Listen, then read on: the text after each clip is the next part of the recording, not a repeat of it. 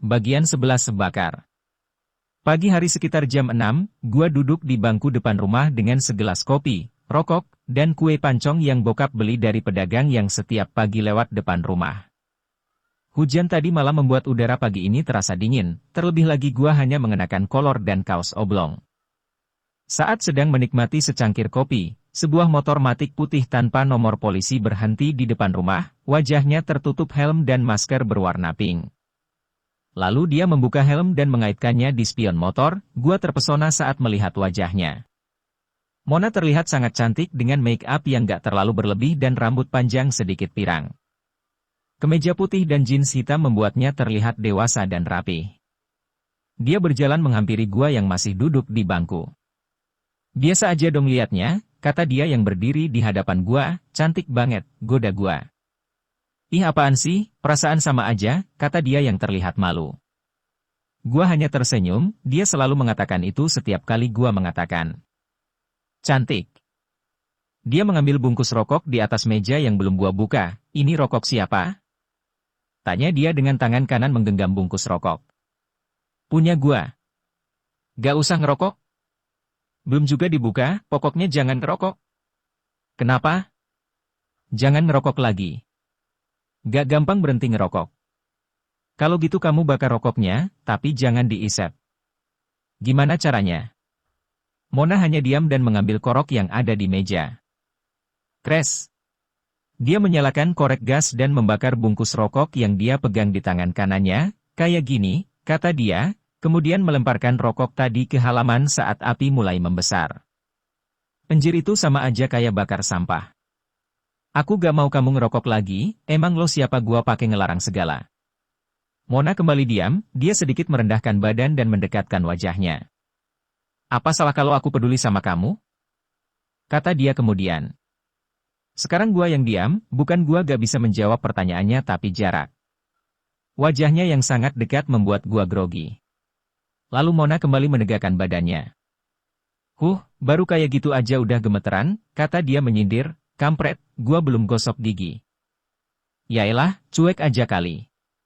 Kamu gak mandi berhari-hari aja aku tetap mau nemenin kan," kata dia. Lalu tersenyum. "Hehe, hidung lo emang bermasalah kayaknya, hidung aku normal kok." "Tahu dari mana kalau hidung lo normal? Bangun coba, gak enak banget liatnya duduk terus gitu, lo aja yang gak mau duduk dulu." "Aku takut PW kalau duduk, entar males berangkat gawe." Gua mendengus pelan lalu berdiri di hadapannya. "Kap." Mona langsung mencium pipi kanan gua. "Hidung aku normal kan, aku bisa nyium pipi kamu." "Kampret." Gua dimodusin, batin gua, "Nyium bau badan maksud gua bukan pipi," kata gua kemudian. "Ih gak mau ya aku cium." "Gak mau sih kalau sekali." "Idih malah pengen nambah hahaha." "Jangan keras-keras ketawanya, entar adik gua bangun." "Oh iya, maaf lupa kalau ada dede." "Duduk dulu napa, dari tadi diri terus lo. Apa mau gua buatin teh manis?" "Ah gak usah, bentar." Dia berjalan menuju motor dan kembali dengan tangan kanan menjinjing plastik putih, lalu dia meletakkannya di meja. "Apaan tuh?" "Ini buat kamu sarapan." "Kok lo tahu kalau nyokap gak masak?" "Hehe aku kan WA mamah kamu dulu tadi, jiah makin akrab aja lo ama nyokap." "Hehe." Dia tersenyum menyeringai, lalu menjulurkan tangan kanannya. Gua hanya diam karena gak ngerti apa yang dia maksud. "Aku mau berangkat, salim dulu." Tangan gua belum bisa dilurusin. "Oh iya aku lupa, ya udah anggap aja ciuman tadi gantinya." Setelah mengatakan itu dia berjalan menuju motor dengan gua yang mengikuti di belakang. "Hati-hati di jalan," kata gua lalu Mona tersenyum, setelah memasang kembali masker dan helmnya dia starter motor dan pergi. Gua masih berdiri di gerbang melihat motor Mona yang berjalan semakin jauh dan menghilang di tikungan. Gua kembali ke bangku dan membuka plastik yang Mona berikan dengan tangan kiri, sebuah bubur ayam dengan kemasan styrofoam dan kertas kecil bertuliskan, "Get well soon senang." Bagian 12, Selamat datang. Pagi yang cerah di hari Sabtu, gua buka rolling door toko yang hampir 2 minggu tutup. Walau setiap hari dibersihkan karyawan warnet tapi debu-debu yang entah dari mana asalnya melapisi lantai dan etalase kaca penjualan. Dahlan yang jadi operator pagi sempat ingin membantu gua membersihkan toko tapi karena ini liburan sekolah jadi gua memintanya fokus di warnet. Setelah semua rapi, gua putar papan bertuliskan, tutup, yang menggantung pada pintu kaca jadi, buka. Mungkin karena belum pada tahu kalau toko udah buka kembali jadi pagi ini hanya ada 2 orang pelanggan yang membeli RAM dan keyboard. Gua duduk di balik etalase kaca sambil memainkan komputer yang biasa digunakan Vina. My Computer Drive D, Vina, tanpa membuka foldernya gua tekan Shift Del. Semua file milik Vina terhapus, bukan gua membencinya tapi isi file ini adalah foto-foto kami saat masih bersama. Koleksi foto di HP udah gua hapus, jadi gua juga ingin menghapus foto yang ada di komputer toko. Gua rogoh saku celana dan mengeluarkan gadget berukuran 5, yang biasa gua gunakan setiap hari, gua mainkan game untuk sekedar menghilangkan kejenuhan. Ada 100 notif chat, gua buka kolom chat dan scroll ke bawah membaca isi percakapan anggota klan. Sepertinya klan sedang war dengan lawan tangguh karena sampai ribut di chat. Lalu gua klik klan Kastil dan meminta tropar dengan pesan, bagi naga, balon, hok, WZ. Beberapa detik kemudian ada kiriman pasukan dari Mona, buru-buru gua klik kolom chat dan mengetik. Gua, Mona minta dijitak, Zak, dikasih goblinnya. Gua, iya. Zak, HHP atau anak, gua malah dikasih wall breaker.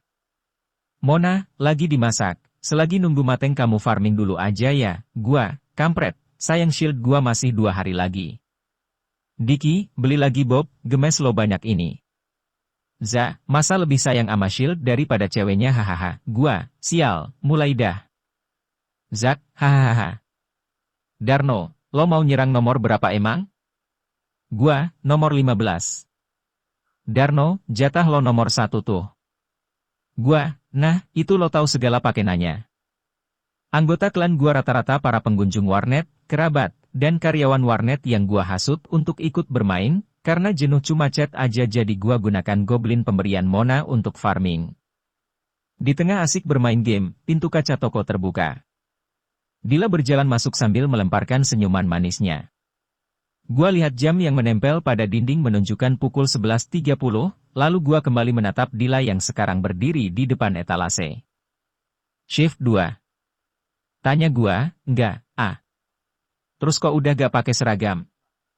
Aku baru ngundurin diri. Kenapa?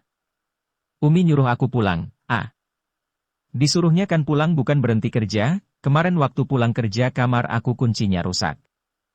Gua diam karena gak ngerti apa yang dia katakan. HP, uang, sama laptop aku hilang, Umi takut aku kenapa-napa jadi disuruh pulang. Maksudnya dirusak maling? Iya, Bukannya di situ ada gerbangnya ya? Ada, yang lain aja pada bingung cuma kamar aku aja yang dibobol padahal kamar yang lain juga pada kosong kalau siang. Orang dalam kali yang ngambil. Aku gak mau suudzon, bukan rezeki aku aja kali itu. Terus kalau gitu lo mau kerja di mana? Entar nyari lagi, baru buka ya, Iya nih. Kok sendirian aja? 2 orang karyawan lamanya udah ngundurin diri, nggak cari karyawan baru aja? Entar kalau toko udah mulai rame lagi baru nyari karyawan, maklum, hampir 2 minggu tutup jadi masih sepi. Iya, lo mau gak kerja di sini? Aku gak ngerti komputer, Bukan bagian teknisi, buat bagian penjualan aja, yang bener, Iya, ada fotokopi KTP kan? Buat ngisi data karyawan, ada tapi di kosan. Oh ya udah, entar ambil aja sekalian sama isi kosannya. Kok sama isinya? Di atas ada kamar kosong, kalau mau lo pakai aja kamarnya. Lumayan kan gak perlu sewa kosan, aman lagi. Makasih, tapi aku nanya Umi dulu boleh gak kerja di sini, ia minta izin dulu aja. Bentar ya, Dila merogoh saku celana jeansnya dan berjalan meninggalkan toko dengan telepon genggam yang menempel di telinga kanan. Dari sini gua bisa melihat dia seperti sedang bicara dengan seseorang di telepon, lalu gak lama dia kembali masuk ke dalam. Gimana? Kata Umi gak apa-apa kerja di sini, asal disuruh hati-hati naruh uangnya, taruh di bank lah duitnya. Kemarin juga uang yang hilang baru aku ambil dari ATM buat bayar kosan sama beli lemari. Plastik, emang dasar gak milik kali jadi diambil orang duluan, ya udah, ikhlasin aja kalau gitu. Iya. Mau lihat kamarnya gak? Tanya gua, mau, ah. Gua berjalan menaiki tangga yang ada di sudut toko diikuti Dila di belakang. Cerek. Gua buka pintu kamar, setelah pintu terbuka gua masuk ke dalam diikut Dila yang berdiri di pintu memandangi seisi kamar. Aku gak apa-apa tinggal di sini, ah? Emangnya kenapa? Lengkap banget isinya. Tadinya ini bekas karyawan lama, cuma sekarang kosong jadi kamu bisa tinggal di sini, emang karyawan lamanya kemana? Dia nikah jadi pulang kampung, entar balik lagi ke sini gak? Enggak, dia tinggal sama suaminya di Jawa. Dila hanya diam, dia berjalan ke arah ranjang. Mampus, batin gua. Ini siapa, ah? Tanya dia sambil menunjuk foto yang menempel pada dinding kamar, itu yang tadi diceritain. Dia karyawan atau mantan ah? Kok mesra banget fotonya? Sekarang gua yang diam, gua copot foto yang dilem lalu memegangnya dengan kedua tangan. Dila menatap gua penuh tanya, bener semua, kata gua kemudian, maaf ya, ah. Maaf kenapa? Abis kelihatan kayak sedih gitu liatin fotonya. Gua masukkan foto ke dalam saku celana dan menatap Dila, enggak kok, mau. Pindahan kapan? Sekarang aja gimana? Boleh. Kami turun ke lantai bawah dan meninggalkan toko dengan Dahlan yang gua pinta untuk menggantikan gua di toko. Cerek, Dila membuka pintu kamar kosannya. Gua hanya menelan ludah saat melihat isi kamarnya. Galon, tumpukan baju di dalam kardus mie instan, setrikaan, magic comb, dan karpet serta bantal. Cuma segini, barang-barangnya, kayak lapangannya masih lega, kamu tidur gak pakai kasur? Enggak, awalnya pada sakit sih tapi kelamaan juga aku jadi biasa, hebat ya. Hebat kenapa, ah? Kalau gua kayaknya gak bakalan betah tinggal di sini, biasa tidur di kelonin sih. Anjir pikiran gua bercabang, kok bercabang? Udah, kamu bawa bajunya sisanya gua aja yang bawa, gua coba mengalihkan pembicaraan. Iya, ah. Lalu kami mulai membawa satu persatu barang-barang yang ada di kosan ke kamar atas toko, karena barang-barang yang sedikit jadi gak membutuhkan waktu lama untuk pindahan. Hari ini, di saat toko baru mulai dibuka kembali gua mendapatkan karyawan baru. Walau gua senang dia kerja dan tinggal di sini, tapi ada satu hal yang gua takutkan. Gua hanya takut suatu saat nanti akan jatuh hati padanya, dia orang baik-baik dan solehah. Sedangkan gua, orang yang berlumuran dosa. Andai perasaan bisa dikendalikan dengan otak, mungkin gua akan memblokir namanya. Tapi kenyataannya saat kita mengagumi seseorang rasa suka akan perlahan tumbuh dan di saat itu otak takkan bisa berbuat apa-apa. Bagian 13, yang tak terlihat. Toko kembali ramai setelah 3 hari buka, karena gua yang keteter dengan servisan dan pembeli yang selalu mengantri jadi gua meminta Firman sepupu gua yang sedang nganggur untuk kerja di toko. Firman ini usianya lebih tua 6 tahun dari gua dan sudah mempunyai seorang anak yang baru berusia 10 bulan. Dia juga lebih jago dan berpengalaman di bidang IT jadi gua bisa belajar banyak darinya. Senin, setelah maghrib gua pergi meninggalkan toko. Mungkin karena biasanya berangkat berdua dengan Vina, gua jadi ngerasa ada yang kurang setiap kali berangkat ngampus. Sekitar jam 18.30 setelah parkir mobil gua berjalan menuju kelas. Semua tempat duduk hampir penuh karena sekarang hari pertama UAS jadi gak ada yang nongkrong dulu di angkringan atau leha-leha berangkatnya. Gua duduk di bangku paling depan karena hanya barisan depan yang masih kosong. Beberapa menit kemudian pengawas datang dan membagian soal beserta lembar jawabannya, sambil membagikan soal pengawas menerangkan aturan-aturan yang harus ditaati saat mengikuti UAS. Aturannya gak jauh beda dengan UAS saat SMA, bedanya kami dilarang melihat teman tapi diperbolehkan mencari jawaban dari buku atau internet. Gua lihat beberapa orang sibuk membuka buku dan gadget mencari jawaban, karena ada beberapa soal yang gua gak ngerti jadi gua pun ikut mencari jawaban di internet. Tangan gua yang belum sepenuhnya pulih jadi butuh waktu lama untuk menulis. Untungnya waktu yang diberikan cukup lama jadi gua bisa santai menulis jawaban atau lebih tepatnya menyalin jawaban dari internet. Waktu habis, kami dipersilahkan mengumpulkan jawaban di meja paling depan. Karena gua duduk paling depan jadi gua keluar lebih awal, gua duduk di bangku depan kelas sambil menyalakan rokok. Susuhu. Gua hisap dalam-dalam dan menghembuskannya perlahan, Saat asik menikmati asap rok tiba-tiba ada yang mengambil rokok di jari gua lalu menginjaknya di lantai. Udah dibilang jangan ngerokok. Kata Mona yang berdiri di depan gua, anjir gua lupa, batin gua, hehe lupa, kata gua dengan begonya, alasan aja, mau langsung pulang enggak? Mau kemana dulu emang? Antar aku, kemana? Ke rumah sepupu aku. Udah jam 9, mau ngapain? Sepupu aku sakit, pengen jenguk, gak bisa besok. Pengen sekarang. Heu ya udah, lo bawa motor gak? Enggak tadi nebeng sama Ega. Yuk, berangkat sekarang biar gak kemaleman. Kami berjalan menuju parkiran dan meninggalkan kampus, sepanjang jalan Mona mencarikan penyakit yang dialami sepupunya. Dia bilang kalau sepupunya udah dibawa ke rumah sakit tapi dokter bilang dia hanya kelelahan sedangkan sepupunya selalu ngeluh sakit di bagian perut. Karena di RS gak kunjung sembuh jadi sepupu Mona dibawa pulang untuk diobati pengobatan non-medis. Belok kiri atau kanan? Tanya gua, kiri. Emang rumahnya di mana? Udah ikutin jalan aja. Jalan yang kami lewati gak asing bagi gua karena saat SMP gua sering kesini setiap hari Sabtu, sebuah jalan lurus dengan lahan yang masih kosong yang ditanami pohon singkong dan jagung.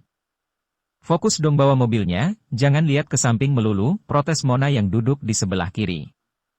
Gua dulu sering kesini, ngapain? Mojok ya? Ngaco gua gak main di kebon, terus ngapain coba? Tawuran. Kirain kamu cuma cubul, tapi nakal juga ya. Ya begitulah, gua pernah bikin kepala orang bocor di sini, yang benar. Terus.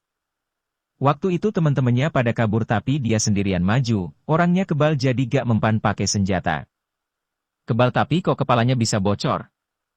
Kebal bukan berarti gak punya kelemahan, teman gua pukul dia pakai bambu kuning sama kayu singkong terus gua bacok kepalanya pakai benda tajam.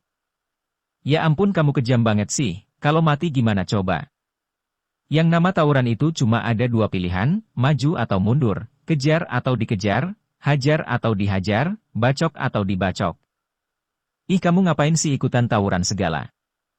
Hiburan, ini belok kanan atau lurus? Gua coba mengalihkan pembicaraan, lurus aja, itu kan gerbang perumahan. Oh iya lupa, jawab gua bohong padahal gua tahu, ini kita kalau lurus terus tembus ke Cibubur loh, lanjut gua. Iya rumah sepupu aku dekat situ, tapi belum masuk daerah Cibuburnya, dekat rumah presiden. Iya, kamu tahu daerah situ? Cuma tahu jalannya aja. Sekitar hampir 1 jam perjalanan gua hentikan mobil di depan sebuah rumah berukuran cukup besar yang berada di pinggir jalan, Mona turun dan membuka gerbang. Gua parkir mobil di samping beberapa motor yang terparkir di halaman rumah yang cukup luas. Gua dan Mona berjalan menuju pintu rumah yang terbuka, setelah mengucapkan salam seorang bapak-bapak mempersilahkan kami masuk. Saat gua mau duduk Mona menarik tangan gua agar mengikutinya ke sebuah kamar dengan beberapa orang yang berdiri di lawang pintu. Seorang lelaki sedang terbaring dengan ekspresi menahan rasa sakit, sepertinya ini sepupu Mona yang tadi diceritakan. Seorang bapak-bapak menaikkan baju sepupu Mona dan mengolesi perutnya dengan minyak angin. Mona seperti ketakutan saat melihat sepupunya meringis kesakitan. Ada apa? Tanya gua heran. Itu lihat, kata dia dengan berbisik di telinga gua, lihat apaan? Perutnya. Gendut. Kamu yakin gak lihat apa-apa? Emang lo lihat apaan sih? Gua semakin bingung. Lalu Mona menarik gua menjauh dari kamar. Ada ular di perutnya, yang bener loh. Kayaknya dia beneran kena guna-guna deh, kok gua gak lihat apa-apa ya? Aku bisa lihat, mereka, yang ada di belakang kamu, di atas lemari, di dekat gerbang, sama yang ada di perut sepupu aku. Gua hanya diam mikirkan perkataan Mona barusan. Lo indigo? Tanya gua kemudian, Mona hanya manggut-manggut. Lalu kami berjalan keluar dan duduk di bangku yang ada di depan rumah. Mona menceritakan kalau dia bisa melihat mereka sejak usianya masih kecil. Mona yang masih kecil gak bisa membedakan mereka, sempat dianggap gila oleh keluarganya sendiri karena sering kepergok sedang bicara sendiri, tapi lama-kelamaan keluarganya mulai mengerti tentang kelebihan yang dia miliki, dia juga mulai mengurangi interaksi dengan mereka, karena ingin dianggap normal. Setelah bercerita panjang lebar kami saling diam sibuk dengan pikiran masing-masing, gua selalu berpikir kalau bisa melihat mereka mungkin akan menyenangkan tapi kenyataannya Mona justru ingin menjadi orang normal. Apa kemampuan Mona hanya bisa berinteraksi dengan mereka? Jangan-jangan dia bisa baca pikiran gua jadi dia tahu kalau otak gua cabul, pikiran gua selalu negatif. Di tengah lamunan sebuah motor berhenti di depan rumah.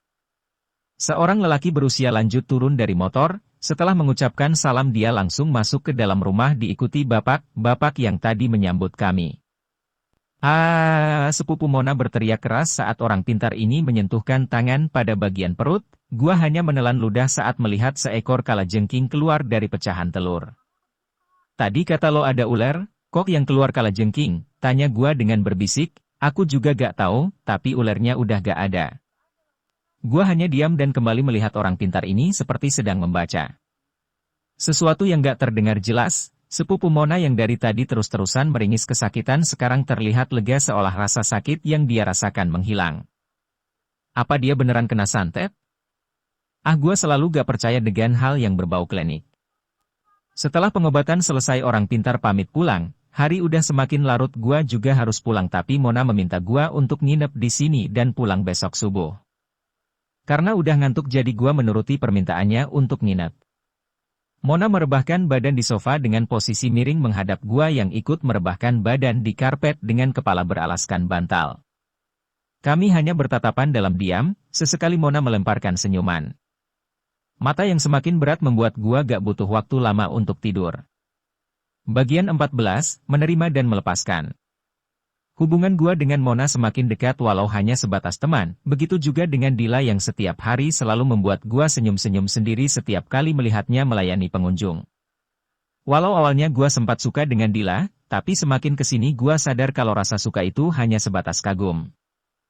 Hari ini adalah terakhir di kampus sebelum liburan, saat sedang asik nongkrong Mona mengajak gua jalan. Jalan kemana? Tanya gua.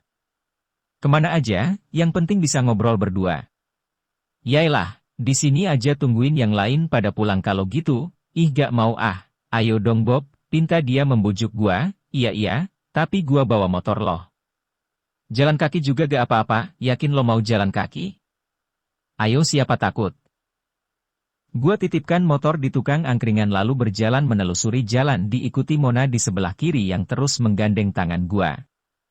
Sepanjang jalan dia banyak cerita tentang karirnya yang semakin naik di kantor, gua gak ngerti soal jabatan-jabatan sebuah perusahaan jadi gua hanya jadi pendengar yang baik dan sesekali melontarkan pertanyaan setiap kali ada hal yang gak gua ngerti.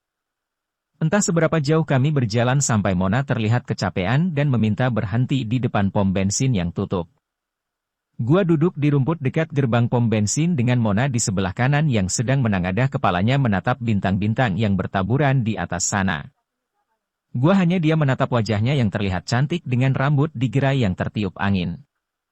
Lalu Mona menurunkan pandangan dan menatap gua sambil tersenyum. Kenapa lo senyum-senyum gitu? Tanya gua. Hehe enggak, aku baru kali ini jalan kaki malam-malam ampe jauh. Sama Cape ya. Dikit tapi aku seneng. Seneng kenapa? Hehe seneng aja, dasar aneh. Kamu pernah gak mikirin aku? Gak ada kerjaan mikirin lo. Gitu banget sih. Hahaha, gua pernah sih mikirin lo waktu lagi di kamar mandi, idih masa mikirinnya waktu di kamar mandi. Lo kan suka gua jadiin bahan lamunan kalau lagi manjain Dirli.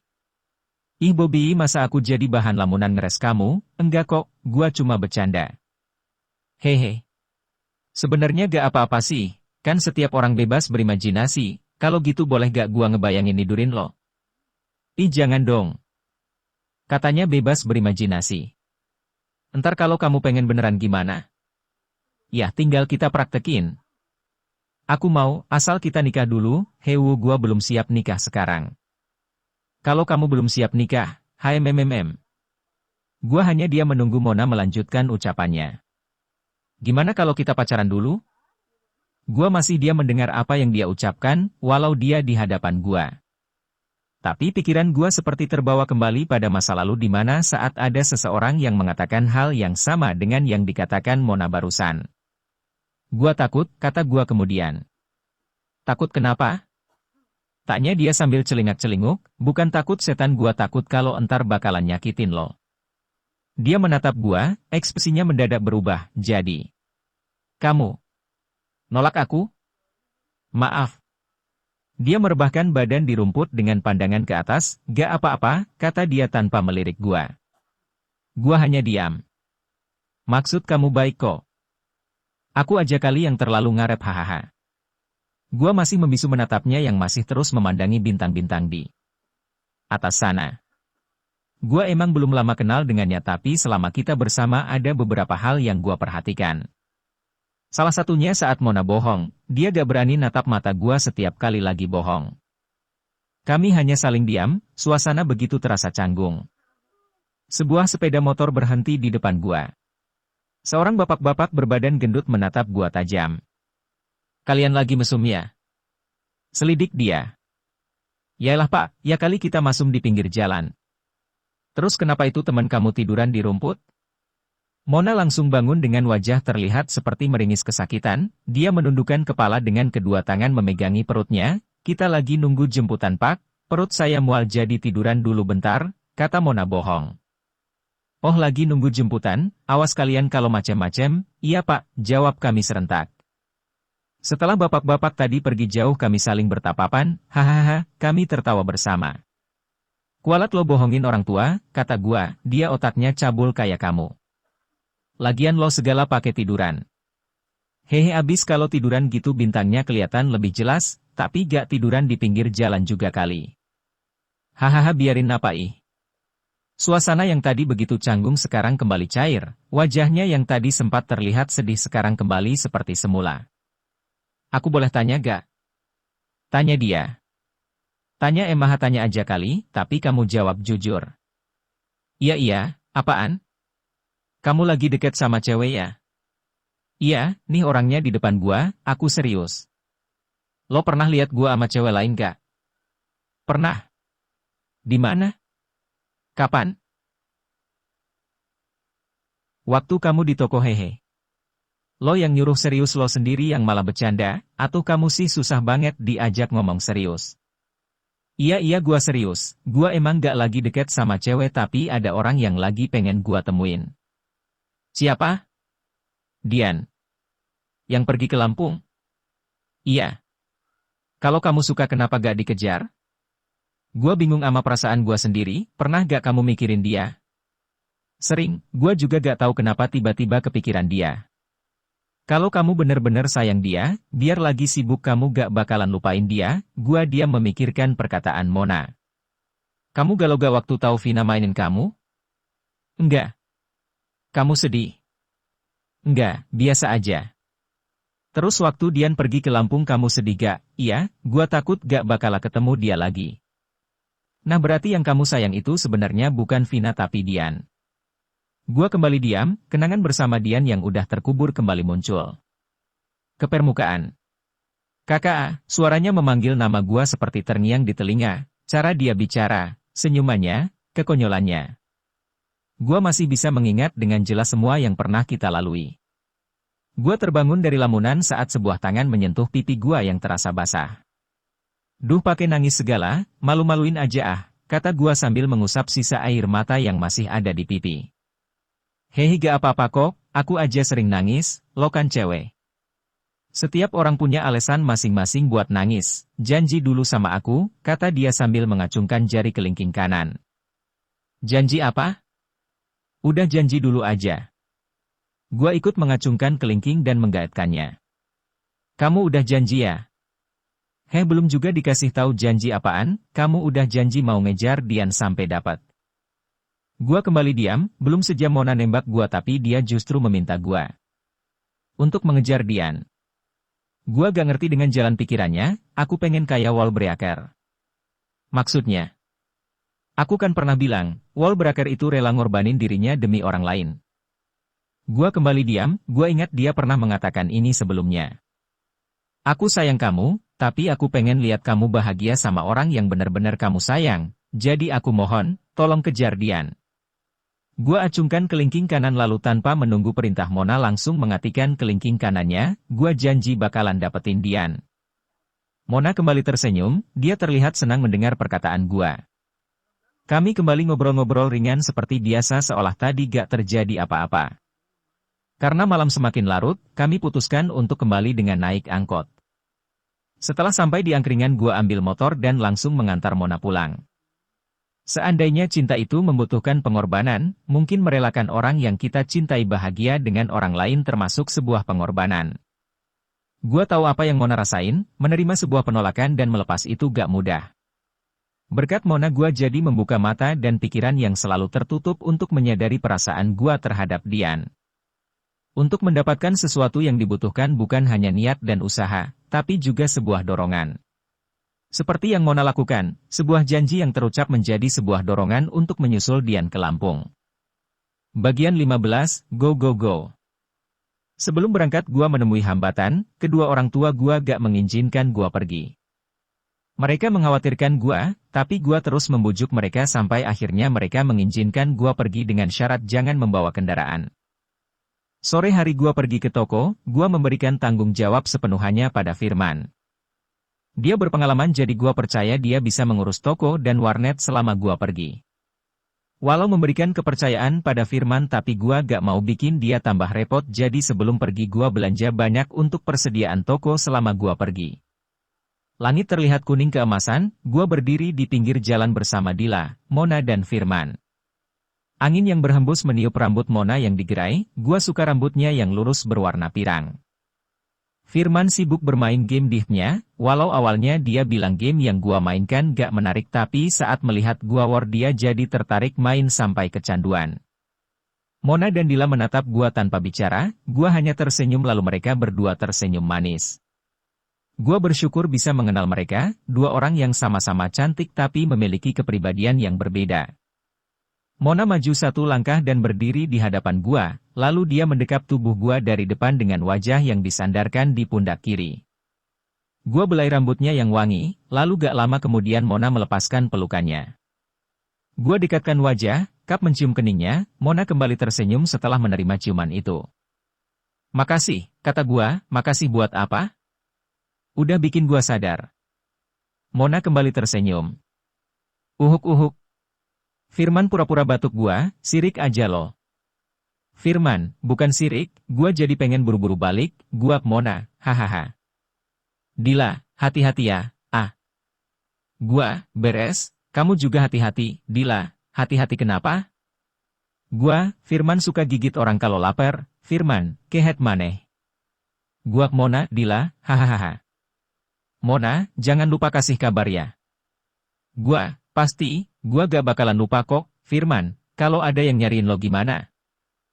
Gua, bilang aja gua lagi keluar kota, itu mobilnya, Mona, ya berhenti. Mobil yang berjarak sekitar 20 meter tiba-tiba berhenti karena ada penumpang yang turun, Firman, lama banget bayar doang juga. Gua, tuh udah maju lagi, gua berangkat ya. Assalamualaikum, waalaikumsalam, jawab mereka bersamaan. Saat mau masuk ke dalam mobil Mona memanggil gua, apaan? Jangan lupa war, kata Mona lalu dia tersenyum menyeringai, hahaha gampang. Karena gak mau membuat angkot menunggu lama, gua bergegas naik ke dalam angkot menuju terminal. Selagi menunggu bus yang akan gua tumpangi berangkat gua buka sepatu dan memasukkan separuh uang ke dalam sepatu lalu gua kembali pakainya. Beberapa menit kemudian bus berangkat. Kemacetan membuat perjalanan jadi lama, karena bosan gua keluarkan gadget. Ada beberapa WA dari Mona dan Dila, gua balas secuknya lalu main game. Gua buka kolom chat dan mengetik. Gua, tes. Mona, WA agak dibales-bales malah nongol di game, gua, udah dibales. Mona, apaan WA cuma, iya, doang, gua, haha yang penting dibales. Mona, jangan main game terus entar lobetnya. Gua, tenang, gua bawa powerbank, Darno, mau kemana lo? Gua, ke Lampung, Darno, nyusul Dian. Gua, iya. Dengan main game waktu jadi terasa cepat, langit yang tadi masih terang berubah jadi gelap. Setelah sampai Merak gua turun dari bus menuju kapal yang akan membawa gua meninggalkan Pulau Jawa. Bagian 16 Gravitasi. Langit yang gelap kini menjadi terang, setelah menunggu antrian untuk berlabuh akhirnya gua bisa kembali menginjakan kaki di tanah, lebay gila. Mungkin karena gua yang baru pertama kali naik kapal jadi saat berjalan tubuh gua serasa masih ada di atas air. Awalnya gua kira cukup naik kapal lalu sampai di tujuan, tapi ternyata saat menanyakan alamat Dian pada uanya. Gua diberi arahan setelah sampai di Bakauheni untuk 2 kali naik bus dan tukang ojek, karena takut lupa rute mana yang harus gua tempuh jadi gua menulisnya pada notes di HP.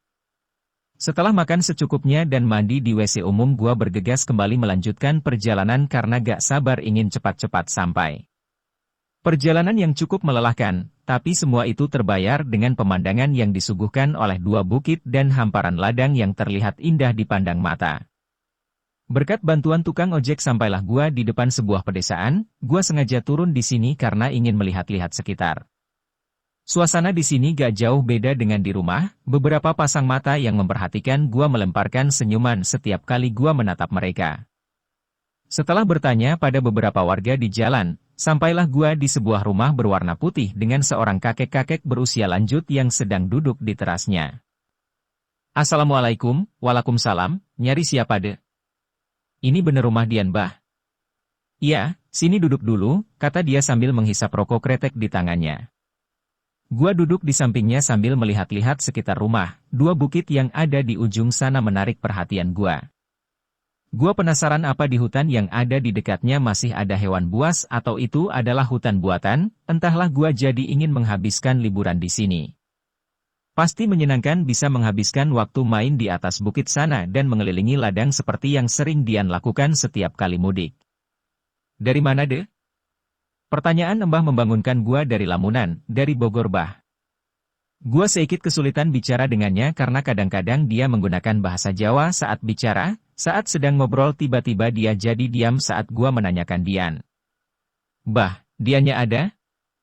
Karena takut dia gak dengar jadi gua mengulangi pertanyaan yang sama dengan suara yang sedikit dinaikkan. Embah gak bolot, protes dia, yuk ikut Embah, kata dia, lalu berdiri dan mengajak gua masuk ke dalam rumah.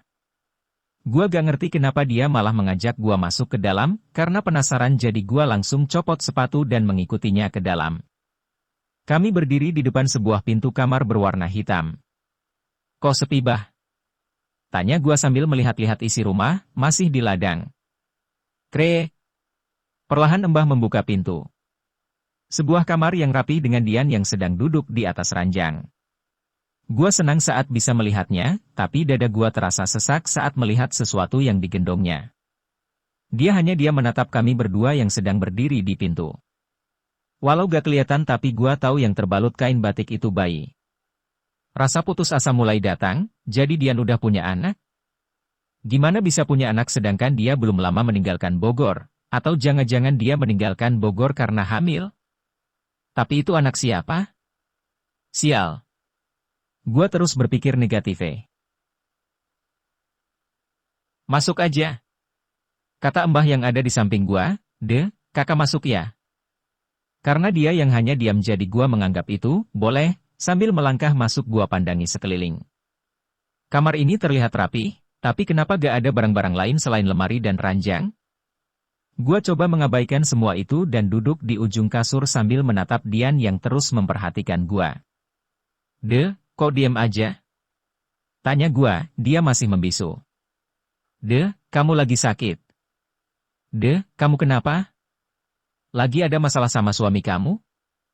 Gua coba menyindirnya, dia mulai bicara, siapa? Lanjutnya. Dada gua kembali terasa sesak mendengar ucapannya, kenapa dia bertanya seperti itu? Jangan bercanda, protes gua. Berisik? Anakku jadi bangun, kap jangan nangis ya sayang. Dia cuma tukang kerupuk. Sekarang gua yang diam.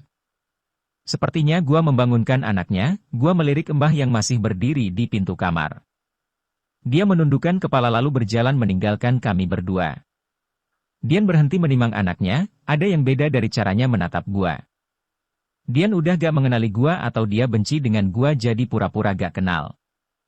Tujuan gua ke sini dengan harapan bisa membawanya kembali ke Bogor, gua ingin memperbaiki semua kesalahan yang telah gua lakukan di masa lalu. Seandainya harapan itu angin dan kenyataan itu gravitasi, sepertinya gua gak akan bisa terbang karena gravitasi lebih kuat dari hembusan angin yang coba membawa gua melayang. Mon. Maaf, gua akan melanggar janji. Bagian 17 tatapannya. Waktu terasa berjalan lambat, kami hanya saling diam. Tatapannya yang dingin tanpa senyuman yang biasa dia lontarkan setiap kali gua menatapnya, gua ada lagi suara kekakan, kanakannya memanggil nama gua seperti dulu. Jangankan memanggil, dia bahkan gak mengenali gua. Air mata yang dari tadi gua tahan akhirnya tak dapat terbendung lagi, buru-buru gua mengusap air mata dengan kedua tangan.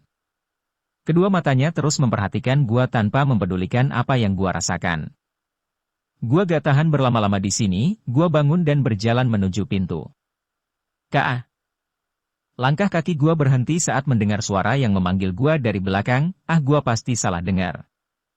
Gua coba mengabaikannya lalu kembali melangkah, saat hampir mendekati pintu langkah kaki gua kembali terhenti saat mendengar suara isak tangis. Gua masih diam di pintu, gua coba mengabaikannya tapi gak bisa. Gua langsung berbalik badan melihat Dian yang sedang duduk sambil memeluk kedua kakinya yang dilipat.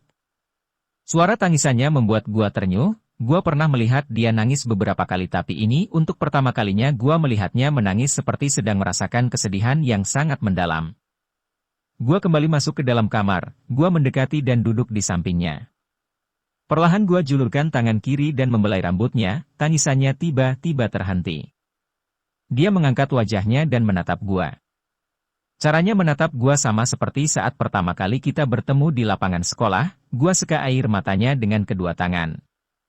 Lalu dia langsung mendepap gua yang masih berdiri di samping ranjang, gua kembali membelai rambutnya tapi tangan gua langsung terhenti saat melihat bayi yang dari tadi dia timang ternyata adalah sebuah boneka yang terbalut kain batik. Darah gua terasa mengalir di sekujur tubuh dengan bulu kuduk yang berdiri. Jadi itu bukan anaknya, tapi kenapa dia tadi bilang gua membangunkan anaknya? Tunggu. Gua baru sadar kalau tadi gak mendengar suara tangisan bayi, jadi yang dia anggap bayi itu adalah boneka. Gua bingung, sebenarnya apa yang terjadi di sini? Kata dia dengan wajah yang masih dibenamkan di perut gua, iya deh. Kakak kenapa baru kesini sekarang? Gua hanya diam, gua semakin bingung. Dia yang dari tadi membisu dan gak mengenali gua justru sekarang mengajak gua bicara, maaf kakak baru kesini, kamu kenapa? Dia melepaskan pelukan, gua ikut duduk di ranjang, aku gak kenapa-napa kata dia yang duduk di depan gua. Terus kenapa kamu bilang boneka itu anak kamu? Tanya gua sambil menunjuk boneka yang ada di belakangnya. Kakak jahat. Gua langsung diam. Kakak sama aja kayak mereka. Gua kernyitkan dahi, mereka? Tanya gua heran. Aku benci orang-orang di luar, mereka bilang aku gila huhuhu, dia kembali menangis, aku gak gila lanjutnya dengan setengah berteriak. Gua hanya diam, air mata gua kembali menetes. Gua gak tahu harus bicara apa. Kakak percayakan aku gak gila? Iya. Kamu gak gila kok, terus kenapa kakak nangis? Kakak seneng aja ketemu kamu. Hehehe, dia tersenyum menyeringai, aduh, lanjutnya, kenapa? Dia langsung berbalik badan dan kembali menggendong boneka yang ada di belakangnya dengan membelakangi gua, sayang, kap. Jangan nangis lagi ya, dia kembali mengajak boneka tadi bicara. Gua memanggilnya. Gua kembali memanggilnya dengan menggoyang-goyang bahunya. Dia masih diam sambil mengusap-usap kening boneka yang digendongnya. Yan. Gua langsung menoleh ke pintu saat mendengar suara Mbah memanggilnya. Mbah, orang ini siapa sih kok dia gak pergi-pergi, protes Dian yang masih membelakangi gua. Mbah hanya diam, dia terlihat bingung menjawabnya. Dian berbalik badan menatap gua dengan mata melotot, kamu dokter ya? Pergi. Aku benci dokter. Pergi, teriak gua sambil menendang-nendang gua yang masih duduk di ranjang. Mbah masuk ke dalam dan duduk di samping gua, Yan, dia teman Mbah. Jangan galak-galak. Dian, jadi bukan dokter? Mbah, bukan. Dian, tukang kerupukan Mbah? Namanya siapa Mbah? Mbah, iya tukang kerupuk, kenalan dong. Dian menatap gua, aku Dian, nama kamu siapa? Bobby, gua coba meladeninya. Oh Bobby, dasar tukang kerupuk. Enak banget ganti nama orang, nama aku Dian, inget ya Dian? Bukan Dede. Gua hanya nyengir bego, iya Yan, nama anaknya siapa? Embah langsung tertawa saat mendengar gua menanyakan anaknya. Namanya Rahel. Embah sih ketawa, jadi nangis lagi kan, protes Dian yang kembali menggoyang-goyang boneka yang digendongnya. Gua hanya diam, nama boneka itu membuat otak gua kembali memutar kejadian.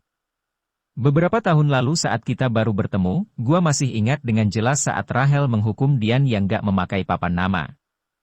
Embah bangun dan berdiri di samping ranjang, duh Rahel nangis lagi, maafin Embah ya. Dian lapar gak? Embah mau makan, kata dia kemudian, aku gak bisa makan kalau anakku nangis. Gua ikut bangun dan berdiri di samping Embah, sini kakak yang gendong, Dian makan aja, kata gua. Gak mau, entar kamu masukin anakku ke kaleng kerupuk. Embah menatap gua dengan kepala digeleng-geleng, lalu kami pergi keluar kamar untuk makan siang. Gua duduk di ruang tengan beralaskan permadani bersama Embah dan kedua orang tua Dian yang baru pulang dari ladang. Makan di sini hampir sama dengan di rumah walau ada menu yang paling gua benci yaitu semur jengkol. Aromanya menggoda tapi entah kenapa gua sangat membenci makanan yang satu ini. Gua hanya dia memandangi makanan yang belum gua sentuh dari tadi, bukan gua gak nafsu makan tapi gua masih kepikiran dengan Dian. Dimakan dong Bob, entar kalau dingin gak enak, kata nyokap Dian, hehe iya bu. Setelah selesai makan kami masih duduk di ruang tengah, nyokap Dian bolak-balik mengambil bekas makan sedangkan kami bertiga asik menikmati rokok. Orang tua Dian masih mengenal gua, jadi gak ada kecanggungan saat kami bicara. Karena rasa penasaran yang terus mengganggu akhirnya gua coba beranikan diri bertanya. Gua, Pak, kenapa Dian jadi gitu? Mereka berdua hanya diam, di tengah kecanggungan nyokapnya kembali dan duduk di samping gua. Kok jadi diam-diaman? Tanya dia. Dian kenapa bu? Gua langsung melontarkan pertanyaan yang sama kepada nyokapnya, dia juga ikut diam, mereka saling berpandangan seolah bingung. Menjawab pertanyaan gua. Bagian 18, Sebab dan Akibat. Saya emang orang asing di sini, tapi saya udah kenal Dian dari SMP. Gak ada salahnya kan saya pengen tahu yang sebenarnya, gua coba membujuk mereka yang masih membisu. Nyokapnya menatap gua, dia terlihat mengambil napas panjang lalu menghembuskannya. Sebenarnya, nyokapnya mulai bicara, ibu sama bapak minta Dian pulang buat dijodohin sama anak teman bapak. Dian yang tahu mau dijodohin marah besar. Dia gak mau keluar kamar, tapi waktu Embah yang minta keluar dia langsung keluar. Dia cuma mau ngomong sama Embah, dia gak mau ngomong sama kita orang tuanya sendiri. Tiba-tiba nyokapnya diam dengan kedua mata berkaca-kaca, bokap Dian yang duduk di sampingnya hanya mengusap-ngusap pundak nyokapnya. Ibu kira dia cuma marah, nyokapnya kembali melanjutkan, jadi ibu sama bapak biarin aja dia ngurung di kamar. Tapi tingkahnya mulai aneh, dia sering ketawa-ketawa sendiri di kamar. Ibu kira dia lagi baca novel atau nonton TV, gak taunya dia ngajak ngomong boneka.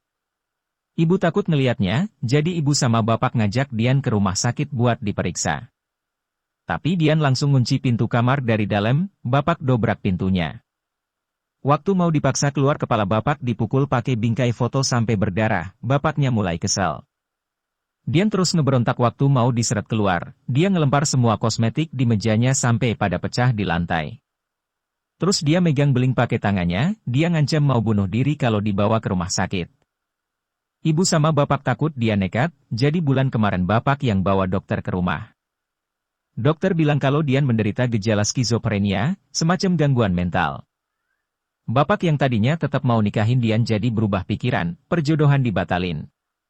Tapi Dian tetap masih kayak gitu sampai kamu tadi juga pasti udah lihat sendiri, ibu sama bapak benar-benar nyesel. Nyokapnya kembali nangis sambil memeluk bokapnya, ini sangat menyedihkan. Selama ini gua gak pernah berpikir kalau ternyata Dian dibohongin, nyokapnya bilang kangen tapi ternyata itu hanya omong kosong. Gua gak tahu seberapa besar tekanan yang dialaminya selama tinggal di sini sampai membuatnya jadi seperti ini. Mereka menyesali perbuatannya tapi itu percuma, nyesel gak akan membuat keadaan kembali seperti semula. Gua, tadi dia sempat kenal saya bu, kita juga ngobrol, bokap Dian, kadang waras kadang enggak. Gua, maksudnya pak. Bokap Dian, Dian masih gejala. Gua, bisa sembuhkan pak. Bokap Dian, dokter bilang sih bisa, gua, serius bisa sembuh pak. Bokap Dian, iya, tapi mahal berobatnya. Kita gak ada biaya buat berobat jalan jadi cuma diurus di rumah. Gua, jadi Dian kudu tinggal di RSJ. Bokap Dian, gak perlu, cukup berobat jalan sama jalanin terapi. Baru gua merasa lega kini rasa putus asa kembali datang, gua ingat ada tetangga gua yang mengalami hal serupa butuh waktu bertahun-tahun untuk sembuh. Gua coba buang rasa takut dan putus asa itu jauh-jauh, selama masih ada kemungkinan sembuh berarti masih ada harapan. Ini adalah kesempatan terakhir, gua gak mau menyia-nyiakannya. Sebelumnya saya minta maaf kalau lancang, tujuan saya datang ke sini sebenarnya pengen ngelamar Dian. Semua diam, mereka terlihat syok mendengar pernyataan gua. Mbah, kamu gak bisa nikah sama orang gak waras. Bokap Dian, bapak sih ngerestuin aja kalau kamu mau nikahin Dian, tapi kamu lihat sendiri keadaannya sekarang gimana. Gua, gak masalah, cuman kayaknya orang tua saya gak bakalan setuju. Nyokap Dian, terus gimana? Mendingan Bobby cari cewek lain aja, kasihan ibu emah kalau entar Bobby jadi bahan omongan orang. Gua, saya gak peduli sama omongan orang, kalau saya gak bisa nikahin dia sekarang saya bakalan nunggu sampai Dian sembuh. Mbah, kalau gak diobatin gak bakalan sembuh. Gua, saya yang bakalan nanggung pengobatannya Pak, mereka kembali diam. Gua, kalau boleh saya mau tinggal di sini, saya bakalan bawa Dian berobat jalan sama terapi sampai sembuh. Mbah, rumah sakitnya ada di kota, Mbah pernah mau bawa dia berobat tapi malah lari waktu lihat kucing. Untungnya ketemu lagi, coba kalau enggak. Gua, kalau Dian gak bisa diobatin di sini, saya mau bawa Bogor. Bokap Dian, entar kalau kabur atau loncat di kapal gimana? Jangan deh, resikonya gede, gua, saya ada mobil di rumah, entar bisa minta jemput. Mereka saling berpandangan, gua hanya diam melihat mereka berunding. Beberapa menit kemudian, mereka memberikan jawab. Gua diperbolehkan membawa Dian ke Bogor dengan syarat harus tinggal dengan gua bukan dengan Ua. Gua bersyukur mereka memberikan kepercayaan untuk merawat Dian, tapi gua kembali bingung gimana caranya agar Dian bisa tinggal di rumah sedangkan ada adik gua yang masih kecil di rumah gua takut entar dia malah nganggep adik gua anaknya. Sial, gua coba membuang pikiran negatif jauh-jauh, soal itu bisa gua pikirkan nanti. Orang tuanya kembali ke ladang, sekarang tinggal gua dan Mbah yang masih di rumah bersama Dian yang diajak Mbah ke ruang tengah. Rasa senang dan sedih jadi satu paket, ada rasa senang saat melihat Dian yang kadang bertingkah normal dan ada rasa sedih setiap kali dia kumat. Epilog. 3 hari kemudian, bokap datang menjemput. Awalnya dia menolak gua membawa Dian tapi gua terus membujuknya sampai bokap mau menjemput. Gua membawa Dian ke Bogor bersama keluarganya, untuk jaga-jaga Dian memberontak di jalan Mbah memasukkan obat tidur pada makanannya. Entah dari mana Mbah punya obat seperti ini, tapi obatnya manjur. Dian jadi lebih banyak tidur selama perjalanan. Orang tuanya hanya 1 hari di Bogor, mereka harus kembali ke Lampung untuk panen. Mbah tinggal bersama Dian di rumah gua sedangkan orang tuanya hanya sebulan sekali menengoki anaknya, rumah yang tadinya hanya berisik oleh suara tangisan bayi sekrang begitu ramai. Gua yang sempat takut Dian menganggap adik gua anaknya justru sekarang heran melihat Dian yang malah terlihat takut saat bertemu adik gua, entah apa yang ada di pikirannya tapi itu membuat gua lega. Gua pikir mungkin butuh waktu lama untuk menyembuhkan Dian, tapi ternyata semua jauh di luar perkiraan. Akhir Januari 2014, dokter menyatakan Dian sembuh seutuhnya. Gua sangat berterima kasih pada Mbah, Mona, Dila dan keluarga gua yang membantu merawat Dian di rumah selama gua kerja. Memasuki bulan Februari, Mbah pulang ke Lampung dan Firman mengundurkan diri dari toko karena dia kembali dipanggil oleh perusahaan tempat dia bekerja sebelumnya. Dian membantu Dila untuk penjualan, sedangkan gua sendiri masih tetap menjadi teknisi sekaligus owner. Dian menularkan virus ke Dila, mereka berdua jadi sering membaca cerita di kaskus saat sedang nyantai. Sejak di Bogor ada satu hal yang gua sukai, sebuah perubahan dan penampilan baru dari Dian. Dia yang lebih suka menggerai rambutnya yang lurus sekarang menutupi rambutnya, dia semakin cantik dengan jilbab. Tahun 2014 benar-benar banyak perubahan, selain Dian yang udah sembuh dan berlibab. Dia juga udah gak tinggal lagi di rumah gua tapi ditinggal di toko sejak akhir Januari, lantai 2 yang dulu tempat gua maksiat sekarang jadi tempat mereka berdua ngaji setiap subuh sebelum mulai bekerja. Selain perubahan pada Dian, gua juga punya perubahan. Sekarang gua berstatus suami Dian, kami menikah pada tanggal 15 Februari. Akad nikah berlangsung di masjid dekat rumah gua. Orang tahu dan semua saudara Dian dari Lampung datang untuk menghadiri acara pernikahan. Gua ingin jadi orang baik-baik dan memberikan yang terbaik. Gua akan gunakan kesempatan terakhir ini, gua akan berusaha menjadi suami dan seorang ayah yang baik untuk Dian dan calon anak gua kelak. Darno pernah berkata kalau percintaan gua yang selalu gagal adalah karma dari perbuatan gua di masa lalu. Gua terima itu karena gua sendiri menyadari betapa banyak kesalahan dan dosa-dosa yang gua perbuat. Apa yang gua lakukan di masa lalu akan gua terima akabitanya di masa yang akan datang, seperti menanam pohon. Kalau gua bisa merawatnya, suatu hari nanti gua bisa memetik buahnya. Kalau pohon adalah perbuatan dan buah adalah hasilnya, tinggal mencari sambal untuk pelengkapnya. Kenapa harus sambal? Karena gak semua buah itu rasanya manis. Kalau disajikan dengan sambal, gua bisa menikmatinya tanpa mempedulikan rasa asam dan pahit dari buah itu. Bagi gua selama masih diberi waktu dan kesempatan, gak ada kata terlambat untuk berubah dan gak ada kata terlambat untuk memperbaiki kesalahan. Gua gak mau jadi orang idiot yang mengulangi kesalahan yang sama berulang kali. Bersambung.